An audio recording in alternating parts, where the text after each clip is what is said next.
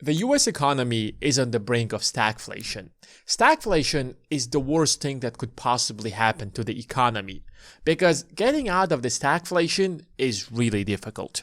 Last time the United States experienced a stagflation, it lasted for almost 10 years, and the Federal Reserve had to increase the interest rates to almost 20% to finally crush inflation. And it took almost a decade to fix that problem. So if the United States this time is also going to experience stagflation, then we are looking into one of the worst crises in the history of the United States. But if you position yourself correctly, you will not only just protect yourself, but you also stand a chance to profit out of it. Now, you might say that I'm exaggerating with these claims. But if you give a closer look to the US economy, you will see very clear signs of stagflation. Stagflation doesn't just randomly happen out of nowhere. There are clear signs that the US economy is headed into that. If the US government and the Federal Reserve will take the right steps, it is very possible to avoid that stagflation. But based on what I see that is happening, there isn't a single indicator that either the Federal Reserve or the government of the United States is trying to avoid this stagflation. In fact, I would tell you more than that. It seems like the US government right now is doing everything possible for the United States to experience that stagflation. So let me explain what is happening. Stagflation is when inflation is rising on one side, on the other side, the economy is falling down.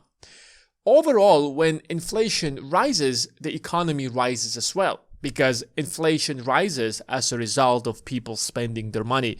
More people spending money, more economic opportunity, more economic growth.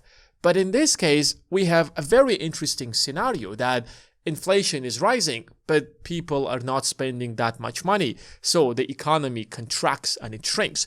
And that's why it's so dangerous to be in that situation. If you go back to the US history, you will see that from 1970s and early 1980s, for almost about 10 years, the United States had some of the highest inflation in history. Now take this inflation and compare it to today or the rest of the period after that, and you will see that inflation during that period wasn't this high. At its peak, inflation has reached almost 14%. And it wasn't just one single year of 14% inflation, like we had in 2022, when inflation reached like 9.5% or 9.4%. There were multiple years. Back in 1974, inflation also was double digits, and for multiple years it was very, very high. At the same time, if you look at the economic growth, you won't see a huge economic growth or whatsoever. And the easiest way to measure that is by looking at the unemployment rate. So unemployment rate in early 1970s was 6%. For comparison, unemployment rate today is about 4.2%. So on one side you have 4.2%, on the other side you have 6%. You can clearly see that unemployment in early 1970s was very high. But that was just the beginning, because unemployment kept rising. In 1975, it almost reached like 8 to 9%. Back in 1981 or 82, it reached almost 11%. So this was clearly a decade of high unemployment, and when people are not working, they don't have jobs, then the economy is surely not growing and it's actually contracting. So why on earth did we have such a strange situation where on one side inflation is rising, on the other side unemployment is going down? Now the only way to fix this problem was that the Federal Reserve had to jump in and take very strict measures. The measures that the Fed took back in the days are very strict compared to today. Because first of all, they tried to increase the interest rates to 13%. People are complaining about interest rates today, but take the 4.5% that we have today and compare it to 13%, and you can see a clear difference.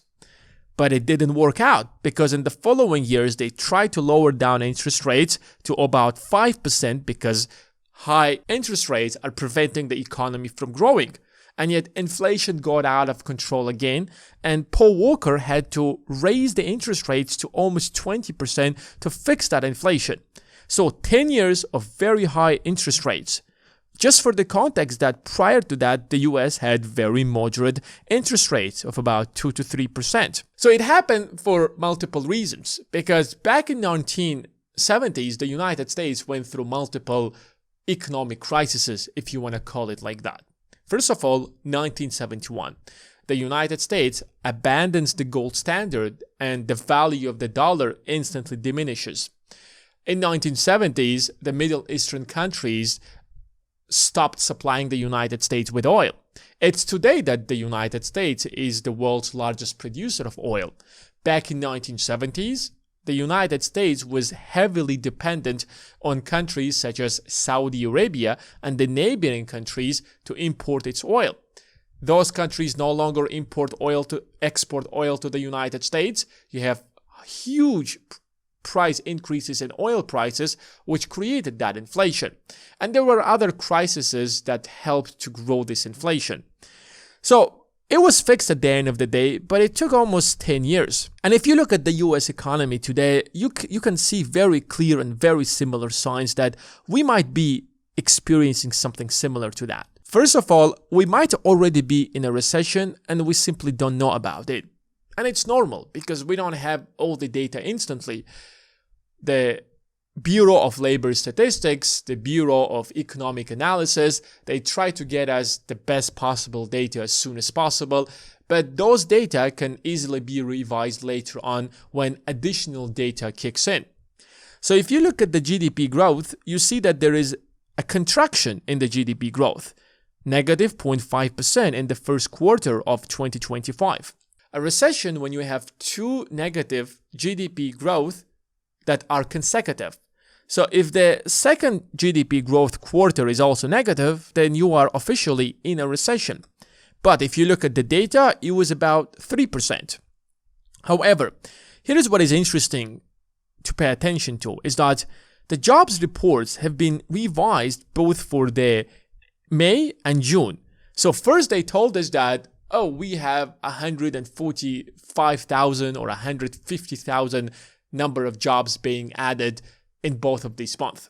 And now they got additional data and they found out that it's not true, that the number of jobs were added during this period was 19,000 for June and 14,000 for May, which is very, very small. It is probably the lowest number of jobs that are being added in a very long time.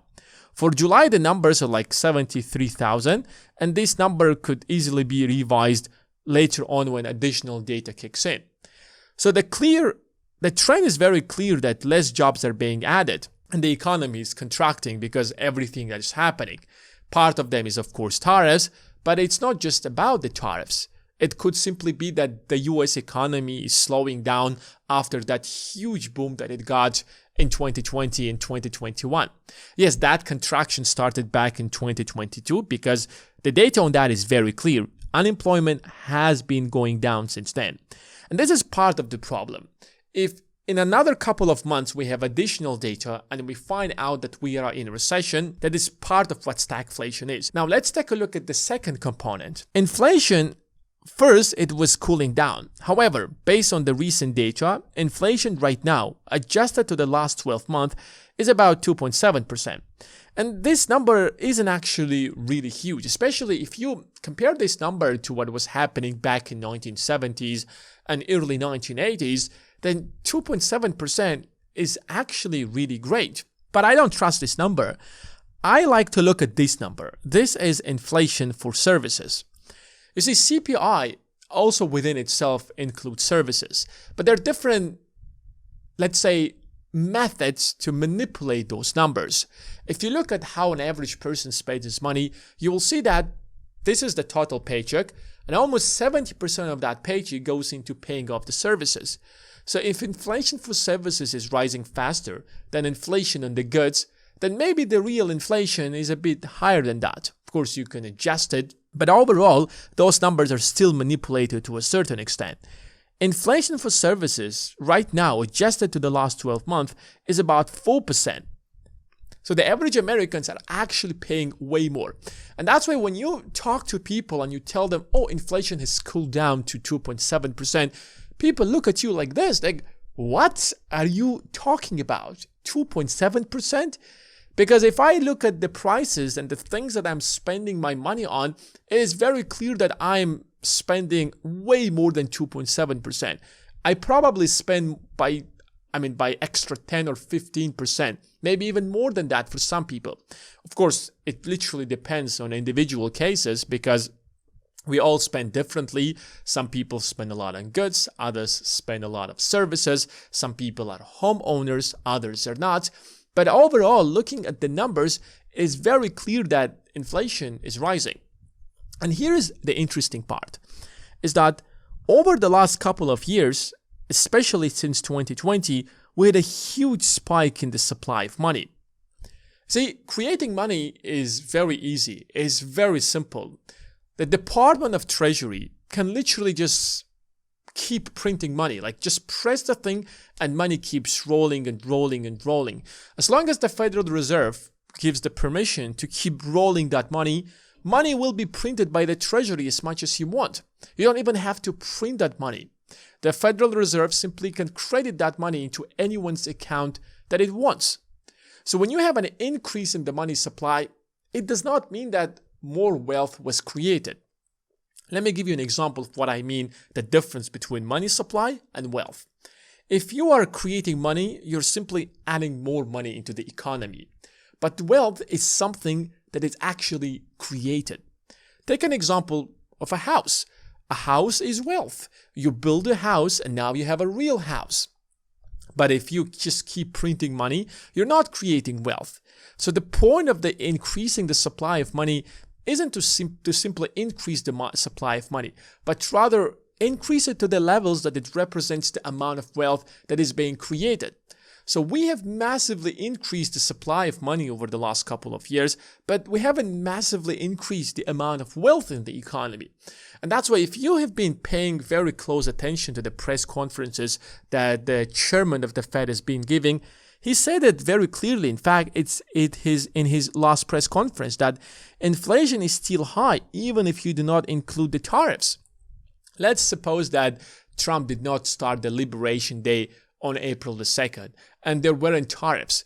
Inflation would still be high. It would still be 2.7%, 2.6%, even if you do not count even if you do not count the tariffs.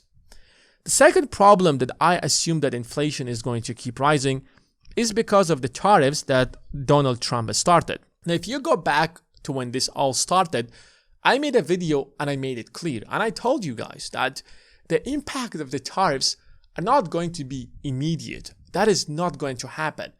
The impact of tariffs will be coming up slowly. Because if you impose the tariffs, now you have a business that needs to adjust to these new tariffs levels. They didn't even know what is going to be the final tariff on China. We still don't know what is going to be the final tariff on China. So how are we supposed to adjust our businesses? And we don't want to close down our business. We want to continue selling stuff. We want to continue making money. Now, I see a lot of you guys have different opinions on tariffs. But let's get the facts straight. That the tariff is a tax that is being paid when you import things to the United States. Now, you can say that it's being paid by a foreign company, or you can say it's being paid by a US company. Now, this is irrelevant. What is important is this product is being brought from outside the United States. Now, it crossed the US border, and whoever brought this product to the United States pays a tax to the US government of 15, 20, or 30%. That is what a tariff is. So whoever brought it to the United States is doing business in the United States. It could be a US company or it could be a foreign company. It doesn't matter. It's a business. The point of the business is to make money. So if you're paying an extra fee to the US government, then you have to raise your prices because you have to make a profit. So prices are going to increase because of the tariffs over time.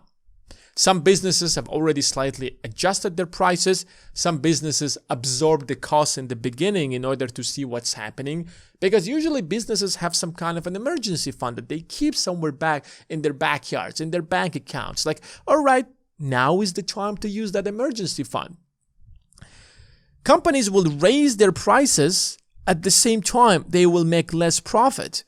They haven't risen their prices in order to make more profit. They've increased their prices because they are forced to increase the price since they have to pay this 20% tariff to the US government. When you have a business that increases its prices, you have inflation. So businesses might be slowly adding that prices. I don't want to lose all of my clients instantly, so I will slightly increase it first by 1%, and 2%, 3%, and maybe prices will be adjusted over a period of 2 years, for example. But now I have more cost. I have to cut my cost. Maybe in order to cut my cost, I might need to fire some people. I need to restructure the business. So unemployment could actually increase as a result of these tariffs. So by the end of the last year, we are probably going to have the final impact of the tariffs. And this is not like my opinion about it. Like, forget my opinion. This is the facts. Because take a look at any country that imposed tariffs and look at how it impacted the economy, inflation, and unemployment. And you will see that every single time. United States has already pursued a policy of increasing high tariffs in foreign countries. And you have the exact same thing. The only difference is that back in the time when the United States imposed these huge tariffs, the United States did not have such huge income tax and the payroll tax and all the taxes that exist today. So it was normal to pay that much taxes in the first place because you didn't pay income tax in the first place. Now today, on the top of all the taxes that you pay, you're paying all of these tax now. And thirdly, Federal Reserve cannot do much to save the economy. And this is probably the saddest part out of everything that's happening. You see, the Fed exists. Part of the reason that we have the Fed is we want the Federal Reserve to act responsibly and be this daddy that is going to save the economy. That sounds very weird, to be honest. But anyways, it can act like a daddy during a crisis. So the way we understand the Fed is that we are in a crisis. Please, Fed, lower down interest rates so that access to the capital becomes more affordable. We borrow money, we build businesses, we start projects, we hire people, we got out of the crisis. That is a very logical thing to do. But this time it's very different because you are having inflation. How are you supposed to lower down interest rates? So if inflation is rising, you further lower down interest rate and inflation keeps rising even more. That is a very weird dynamic. Secondly, you can even increase the balance sheet of the Fed. Now, back in 1970s and 80s when we had stagflation, this tool was not at the disposal of the Federal Reserve. Yes, the Fed did actually buy treasury bills to a certain extent to inject some money into the economy, but it was extremely limited. Just for the context that before the 2008 financial crisis, the balance sheet of the Fed was at around $800 billion. After 2008 financial crisis, at its peak in 2022, it reached like $9 trillion. So you can see the difference. But even that tool that could have saved the economy, so the Fed would buy treasury bills and mortgage-backed securities and give the economy that boost. It is impossible to do that now because the balance sheet of the Fed is just literally, it just maxed out to the maximum. And the job of the Fed is now to reduce that, empty that. We should have done it in 2 to 3 years, but since rates didn't go down, the Fed couldn't sell those mortgage-backed securities and treasury bills in the open market. And that's why we might need another 3 to 5 years. So what do we have at the end of the day? We're having a rising inflation and we're having a slowdown in the economy, which is going to increase unemployment, and the Federal Reserve doesn't know how to fix the problem. I wouldn't say doesn't know, but doesn't have the tools that traditionally it would use to fix the problem, like in 2008, in 2020, and previous crises that the United States have gone through. And that is why this is a very clear sign of a stagflation. You're having rising prices and a slowdown in the economy. It's very difficult to say for now how it will end and what kind of measures the government will take and the Federal Reserve will take, because we don't know how high inflation is going to go. But I guess by the end of the year, we're going to have a clue. If this trend continues, then I guess everybody should be ready for a stagflation. And stagflations are very difficult to imagine for now. Yes, we have clear signs of that happening. The problem with them is that you don't know how long they will take. They can take a couple of years, or they can take a decade, like in the case that happened from early 1970s to early 1980s. Which is why if you're not in the markets yet, if you're not invested in the right assets, maybe this is the time to prepare yourself, because economy is about to slow down. What is interesting is that some people might say, why would I invest when the economy is slowing down? Let me give you a very good argument for that, is that the economy is slowing down. Inflation is rising. Inflation is rising, prices are rising. Prices are rising, asset prices are rising even farther, even faster. So asset prices, stock prices are rising faster. So basically, we find ourselves in a dynamic where the people with the right assets are getting richer. The people with no assets on a fixed income are becoming poorer.